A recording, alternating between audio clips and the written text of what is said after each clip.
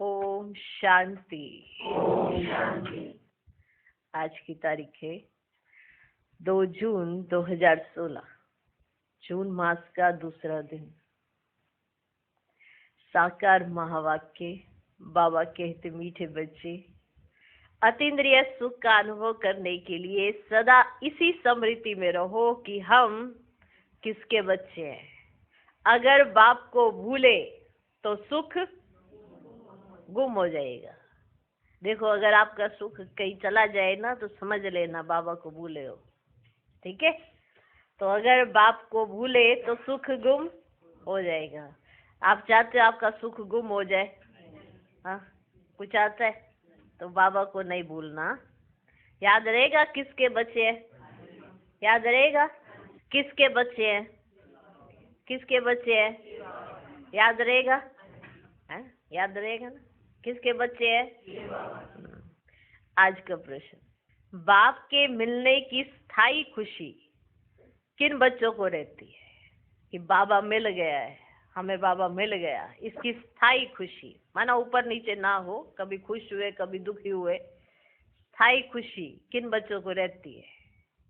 उत्तर, जिन बच्चों ने एक से अपने सर्व संबंध जोड़े, जो एक बाप की याद में रहने की मेहनत करते हैं, किसी देहधारी को याद नहीं करते, उन्हें ही स्थायी खुशी रहती है।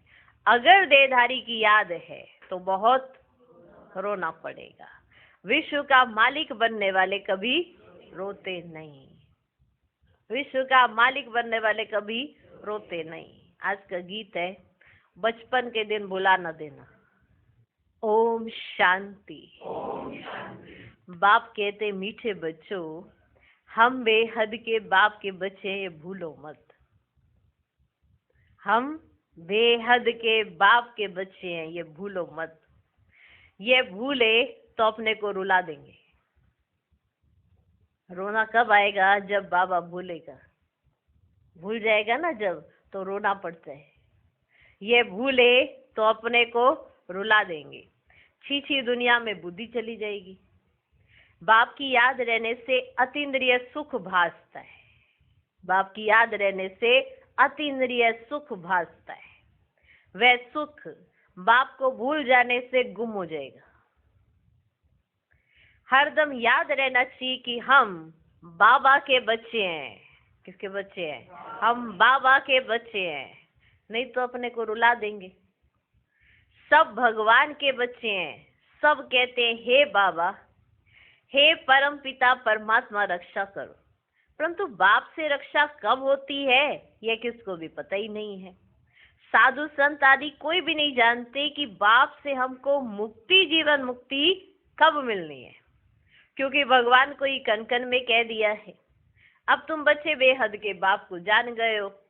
मोस्ट बिलवड बाप है, उससे प्यारी वस्तु कोई होती नहीं है। ऐसे बाप को ना जानना बड़ी भारी भूल है। ऐसे बाप को ना जानना बड़ी भारी भूल है। शिव जयंती क्यों मनाते हैं, वह कौन है, यह भी कोई नहीं जानते। बाप कहते, तुम कितने बेसमझ बन गए हो। माया रावण ने तुमको क्या बना दिया है। अभी तुम बच्चे जानते हो ये हमारी जन्मभूमि है। मैं हर 5000 वर्ष के बाद आता हूँ। वह फिर कह देते 40,000 वर्ष बाद, जब वह कलयुग अंत होगा ना, पूरा होने को होगा, तब आएंगे। वो ऐसे कह देते कि 40,000 वर्ष के बाद कलयुग जब पूरा होगा तब आएंगे। चित्र भी दिखाया जाता है ना त्रिमूर्ति का।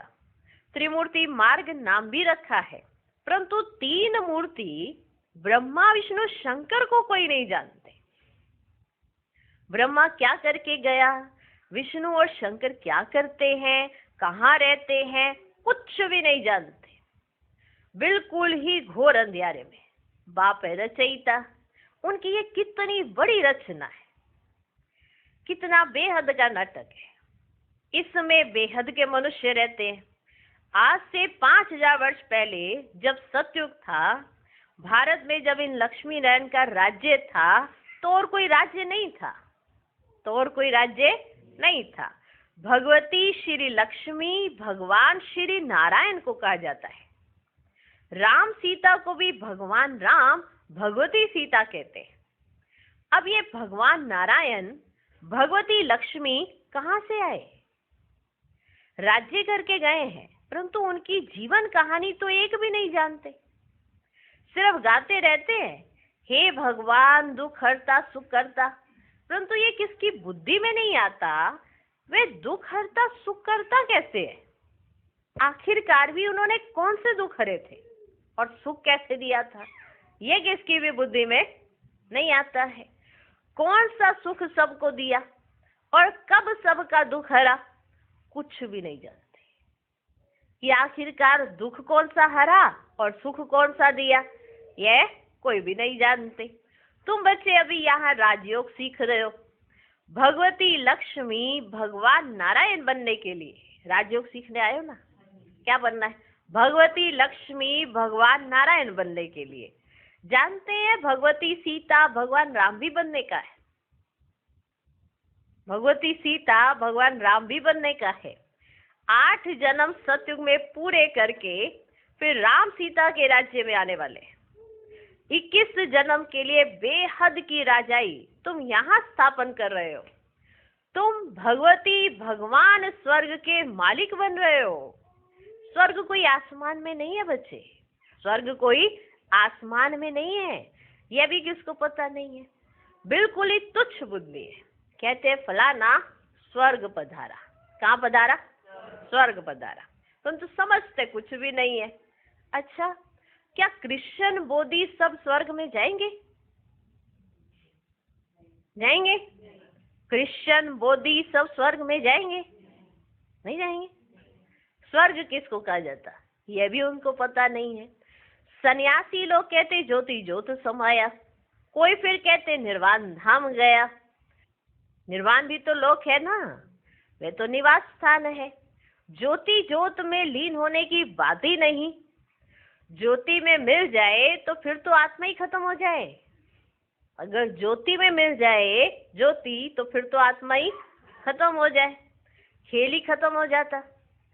इस ड्रामा से कोई भी आत्मा छूट नहीं सकती। इस ड्रामा से कोई भी आत्मा छूट नहीं सकती है। कोई भी मोक्ष को पा नहीं सकते। गीत का अर्थ भी कोई समझते नहीं है, ना जीवन मुक्ति का अर्थ समझते हैं, ना आत्मा परमात्मा का अर्थ समझते हैं। बाप कहते हैं तुम्हारी शक्ल तो मनुष्य की है। शक्ल कैसी है? मनुष्य की है। जो इन देवताओं की भी थी, इनकी भी शक्ल तो मनुष्य जैसी, पर सीरत देवी देवताओं जैसी क्यों कही गई है? क्योंकि ये दैवी गुणों से संपन्न है। आज हमारे अंदर दैवी गुण नहीं है, इसीलिए मनुष्य ही कहे जाते हैं। सीरत कैसी है सबको पता है ना। बाप कहते तुम्हारी शक्ल तो मनुष्य की है, जो इन देवताओं की भी थी। सतयुग आदि में देवताएं थे। 2500 वर्ष उन्हों का राज्य चला। कितने वर्ष? 2500 वर्ष। बाकी 2500 वर्ष की बात है जिसमें सब धर्म आते हैं। 2500 वर्ष सतयुग त्रेता, फिर बाकी 2500 वर्ष द्वापर कलयुग जिसमें सब धर्म आते हैं। 5000 वर्ष के बदले मनुष्य कह देते, 5000 वर्ष के बदले मनुष्य कह देते लाखों वर्ष कल्प वृक्ष की आयु है। परंतु तुम्हारी बात समझने के लिए भी नहीं आएंगे। हाँ, आएंगे भी वही जिन्होंने कल्प पहले आकर समझा होगा। पहले तो समझाना है ना, एक है हद का सन्यास और दूसरा है बेहद का सन्यास। पहले तो ये समझाना पड़े। एक है हद का सन्यास, जो सन्यासी लोग घर बार छोड़ जाए जंगल में रहते हैं। पहले पहले वह सतो प्रधान थे, समझे। जब पहले पहले जाते थे ना जंगल में रहते थे, तो उन्हों का छोड़ना और उनका इस तरह की तपस्या करना वो कैसी थी? सतो प्रधान थी। फिर अब तमो प्रधान बने हैं, तो जंगलों से लौट कर आए, बड़े बड़े महल बनाए हैं। है साधु सन्यासी ही, लेकिन रहते हैं महलों में। पहले महल छोड़कर जंगल में जाते थे, अब जंगल छोड़कर महलों में आते हैं। क्योंकि अभी इस समय क्या है, इन सन्यासियों ने भी पवित्रता के आधार पर भारत को थमाया जरूर है। भगवान सन्यासियों की भी महिमा करते हैं कि उनकी पवित्रता के आधार पर भारत को थमाया जरूर है। सन्यासियों ने भी भारत को थमाया है, माना पवित्रता के आधार पर। तो बाबा सन्यासियों की भी महिमा करते। ये संन्यास धर्म नहीं होता तो भारत एकदम विकारों में जल मरता, पतित बन जाता, जल मरता। ये भी ड्रामा बना हुआ है। उन्होंने पहले पवित्रता की ताकत थी जिससे भारत को थमाया है। इन देवताओं का जब राज्य था तो भारत कितना साहूकार था। इन्हों के इतने बड़े बड़े हीरे जवाहरातों के महल थे, वे सब कहाँ गए? सब नीचे चले गए। लंका और द्वारिका के लिए कहते समुद्र के नीचे चली गई, अभी तो है ही नहीं। सोने के महल आदि सब थे ना। जब मंदिरों आदि में हीरे जवाहरात लगा सकते हैं तो वहां लगा नहीं सकते? तो अपने महलों में कितने लगाए होंगे जो मंदिरों में इतने लगाए होंगे? तो वहां क्या नहीं होगा? तो वहां क्या नहीं होगा? क्या महलों में होंगे ना। कितनी तुम बच्चों को खुशी होनी चाहिए, बाबा फिर से आया हुआ है। कितनी खुशी होनी चाहिए, बाबा फिर से आया हुआ है खुशी? कहते हैं बाप को याद करो। याद एक को ही करना है जिससे विक्रम विनाश होते हैं, परंतु वे भूल जाते हैं तो देहधारी की याद आ जाती है। देहधारी की याद से तो कुछ भी फायदा ही नहीं। देहधारी की याद से तो देखो बच्चे कुछ भी फायदा ही नहीं। बाप कहते मामे कम याद करो, किसी भी देहधारी को याद नहीं करो। अम्मा मरे तो भी हलवा खाना ना, एक बाप की याद से ही कमाई है। इसका अर्थ ये है कि बाबा की याद में रहो तो वाइब्रेशन दोगे उन्हों को सुख और शांति के। हम शिव बाबा के बच्चे हैं, उनसे वर्षा लेना है। इस समय बाप को याद नहीं किया तो फिर बहुत पछताना पड़ेगा, रोना पड़ेगा। विश्व के मालिक बनने वालों को रोने की क्या दरकार है? अच्छा लगता है विश्व के मालिक रोए? विश्व के मालिक बनने वालों को रोने की क्या दरकार है? तुम बाप को भूलते हो तभी माया थप्पड़ लगाती है। क्या लगाती है? थप्पड़। इसलिए बाबा बार बार समझाते कि बाप को और वर्षे को याद करो। विश्व के मालिक बनने वालों को रोने की क्या दरकार है? अगर बाप को भूलते हो तो माया थप्पड़ लगाती है। इसलिए बाबा बार बार समझाते कि बाप को और वर्षे को याद करो। अमरनाथ ने अमरपुरी में एक पार्वती को तो बैठ अमर कथा नहीं सुनाई होगी, जरूर बहुत होंगे। जो भी मनुष्य मात्र है सबको बाप समझाते हैं कि अब पतित मत बनो, अब पतित मत बनो, ये अंतिम जन्म पवित्र बनो। वहां स्वर्ग में कोई विकार नहीं होते। अगर वहां भी विकार होता तो फिर स्वर्ग और नरक में फर्क ही क्या हुआ? देवी देवताओं की महिमा गाते हैं, सर्वगुण संपन्न 16 कला संपूर्ण, ऐसे गाते हैं ना। भगवान आकर भगवान भगवती बनाएंगे, सिवाय भगवान के कोई बना ना सके। क्या? भगवान भगवती। भगवान तो एक ही है। गाया भी जाता है भगवान भगवती की राजधानी, भगवान भगवती की राजधानी। यथा राजा रानी तथा प्रजा भी वही होगी, परंतु भगवान भगवती कहा नहीं जाता, इसलिए कहा जाता है आदि सनातन देवी देवता धर्म। ये किसको पता ही नहीं है। इनकी आत्मा को भी बाप समझाते हैं। इनकी आत्मा माना ब्रह्मा बाबा की, इनकी आत्मा को भी बाप समझाते हैं। एक बाप की एक दादा की दो आत्माएं हैं ना। एक आत्मा 84 जन्म लेती है, एक आत्मा पुनर्जन्म रहित है। एक आत्मा 84 जन्म और दूसरी आत्मा पुनर्जन्म रहित है। वो कौन है? शिव बाबा। बाप कभी पुनर्जन्म नहीं लेते, एक ही बार आकर सारे विश्व को पवित्र बनाने के लिए हमको राजयोग सिखाते। बाप तुमको समझाते हैं मैंने इनमें प्रवेश किया है, ये 84 जन्म हो गए हैं, अब इनके बहुत जन्मों का ये अंतिम जन्म है। अब मैं निराकार हूं तो कैसे आकर बच्चों को राजयोग सिखलाऊं? कैसे सिखलाऊं? प्रेरणा से तो कुछ हो ना सके। श्री कृष्ण भगवान वास तो हो ना सके, वह कैसे आ सकता है?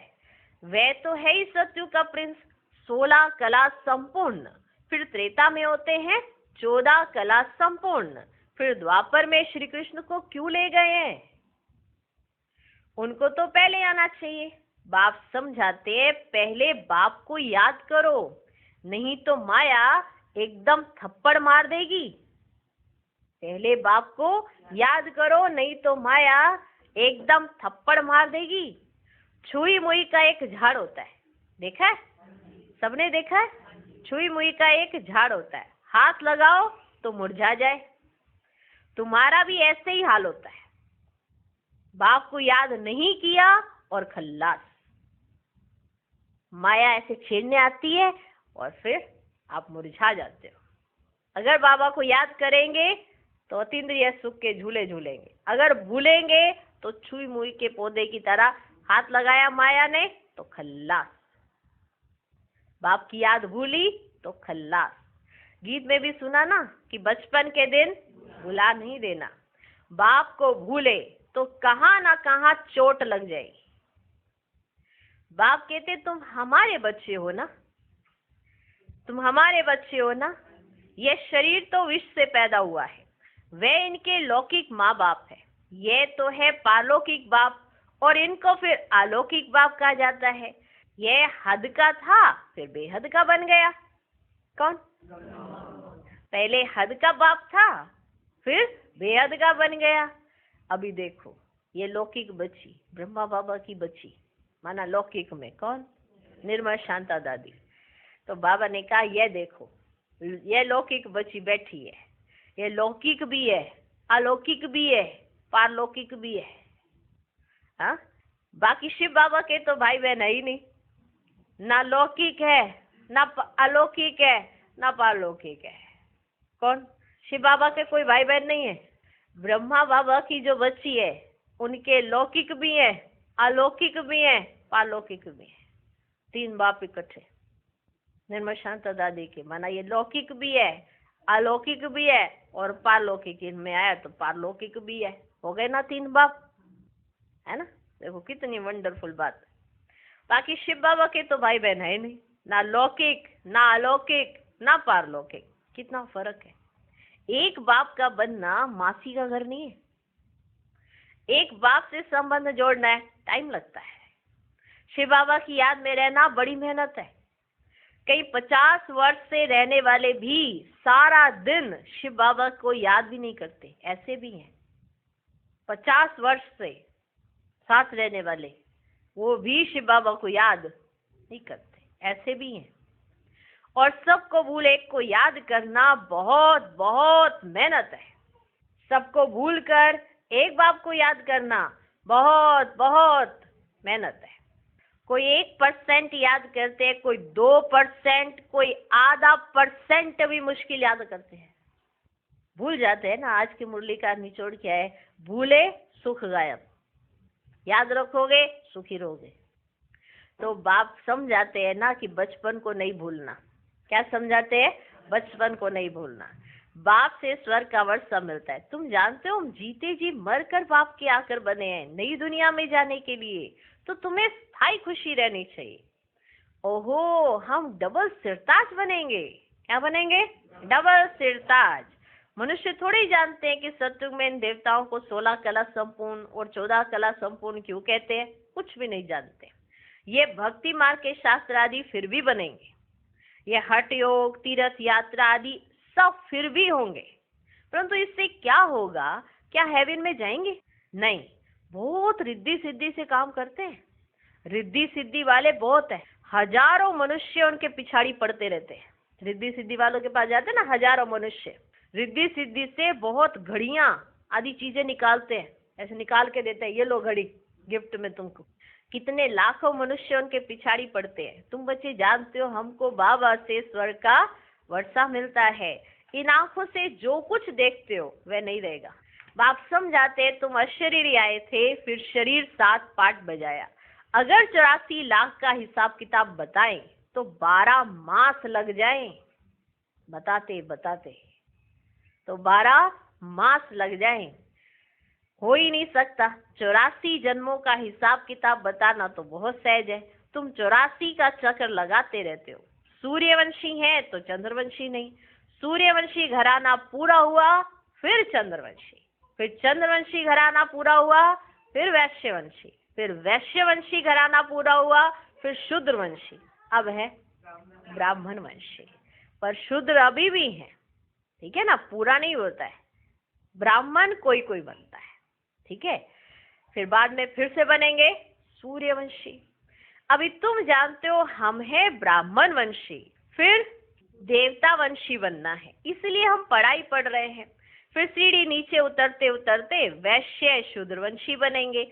अभी अपने 84 जन्मों की स्मृति आई है, ये चक्र भी याद करना पड़े। बाप को याद करने से एवर हेल्दी एवर वेल्दी बनेंगे, पाप कट जाएंगे। चक्र को जानने से चक्रवर्ती बन जाएंगे। तुम जानते हो ये पुरानी दुनिया कब्रिस्तान बननी है, कुछ भी नहीं रहेगा, खत्म हो जाएगा। राम गयो रावण गयो। राम का कितना छोटा परिवार होगा सतयुग में, अभी रावण का कितना बड़ा परिवार है। बच्चे जानते हैं कि राजधानी स्थापन हो रही है। हर बात में पुरुषार्थ फर्स्ट है, हर बात में पुरुषार्थ फर्स्ट है। बाप पुरुषार्थ कराते, बच्चे मुझे याद करो। जिस बाप से अथाह स्वर्ग की बादशाही मिलती है, क्या उनको याद नहीं करेंगे? जिस बाप से अथाह स्वर्ग की बादशाही मिलती है, क्या उनको याद नहीं करेंगे? बाप स्मृति दिलाते हैं कि तुम स्वर्ग के मालिक थे, अब फिर से पुरुषार्थ कर स्वर्ग के मालिक बनो। अच्छा, मीठे मीठे सिकिलधे बच्चों प्रति माता पिता बाप दादा का याद प्यार और गुड मॉर्निंग।